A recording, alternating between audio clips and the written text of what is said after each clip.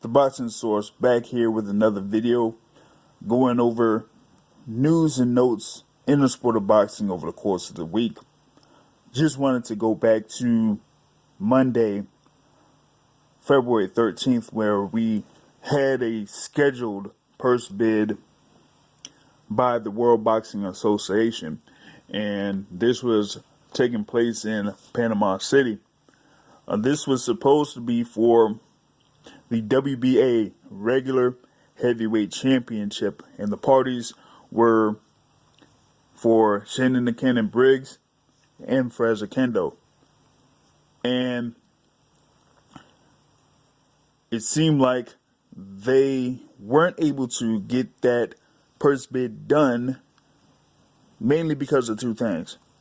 One, there was only one party available, and that was the party of Shannon Briggs. Two, the purse bid was put up with only a single bid of $400,000. The rules of the World Boxing Association say that the minimum amount for a purse bid to be valid is $1 million. And so, with the offer being $400,000, that was not a valid offer for the World Boxing Association to accept. And so, what they were going to do is they're going to reschedule it for February 23rd. So, we'll see what happens here on next Wednesday if they're able to finalize a purse for the fight between Shannon Briggs and Briggs-Oquendo. Now, this is part of a long, drawn-out process with the World Boxing Association and the Heavyweight Championship. Last year, they were setting up a bracket of sorts to try to get a single heavyweight champion within the World Boxing Association. This bracket of sorts included fights that were already being put together and those that they hope would take place. Now, there were three fights in this bracket with one wild card. The first fight that was the most notable was going to be the scheduled rematch between Tyson Fury, who was the WBA super champion at the time, against Vladimir Klitschko, who held that belt among the other belts until Fury defeated him in 2015. On that same side, they had Luis King Kong Ortiz going up against Alexander Ustinov. Ortiz was, one of the minor belt holders for the WBA, was a top contender in the WBA, floating around number 1 or number 2 in those rankings. On the other side, they had Ruslan Chagayev going up against Lucas Brown. And the wild card was Briggs-Oquendo that was on the top side. So the winner of Chagayev and Brown was going to be scheduled to face Briggs-Oquendo. Now, from that bracket, only one fight has been able to take place, and that was the fight between Lucas Brown and Ruslan Chagayev. And in that fight, Lucas Brown was able to defeat Ruslan Chagayev by TKO. What's interesting about that particular date, March 5th, is that Luis Ortiz was actually involved in a fight on that date in the DC Armory against Tony Thompson, and was able to get an easy KO victory. And he was supposed to move on to face Ustinov, but that fight never took place in 2016. Of course, we know about Luis Ortiz and his issues with Golden Boy Promotions, and now he's able to clear himself from that. and be with Eddie Hearn now. So Ortiz-Usmanov never has taken place.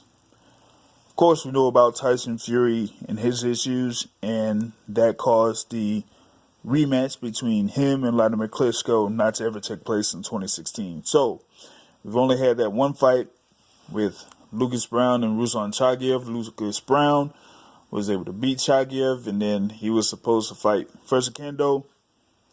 That fight never took place. You also had a instance where they were supposed to have Shannon Briggs fight Lucas Brown, and that was not able to take place because they tested Lucas Brown and saw that he was taking an illegal substance. So that fight that was probably going to be scheduled for maybe November, December, or January between Brown and Briggs was not able to happen. And so with that being said, there's only been that one fight in the WBA heavyweight championship quote-unquote tournament. And so now they're still trying to straighten all of that out, and Shannon Briggs has gotten into the mix, of course, with the whole thing with getting up in the rankings there within the WBA, having fights, over the past couple of years or so. Had a fight in the undercard of the David Haye fight, where he was scheduled to fight Alexander Dimitrenko, but Dimitrenko pulled out of the card, and so Emilio Zarate was the last-minute replacement, and of course Briggs was able to take him out with a first-round knockout. And so ever since then, he's been trying to see if he can line up a fight to try to move up the ranks within the WBA. Try to get a fight there with Lucas Brown. That wasn't able to happen. And so now we have this upcoming thing here with Briggs and Briggs-Oquendo, and that purse bid, like I was saying before, is invalid. So they're trying to reschedule it for next Wednesday, February 23rd in Panama City. Now, it's pretty notable that this is coming up because Briggs-Oquendo has been fairly inactive. What do you mean by fairly inactive? Well, let's see. He hasn't fought since July 6th of 2014, and that was a majority decision loss to Ruslan Chagayev for what was then vacant WBA heavyweight championship. And so now he's being put in the mix to fight Shannon Briggs for that vacant, yet again, WBA World Heavyweight Championship. And it would be his first fight since 2014, where he lost to Chagayev. So it's going to be funny there, where you're going to have somebody that has been inactive for almost 3 years is still within the rankings of a well-known boxing organization for fighting for any type of belt, much less the World Championship.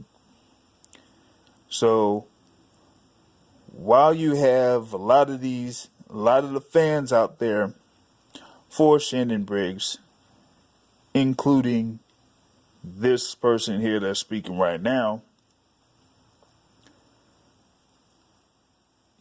we'll see if he'll be able to actually get that shot to win the WBA Heavyweight Championship.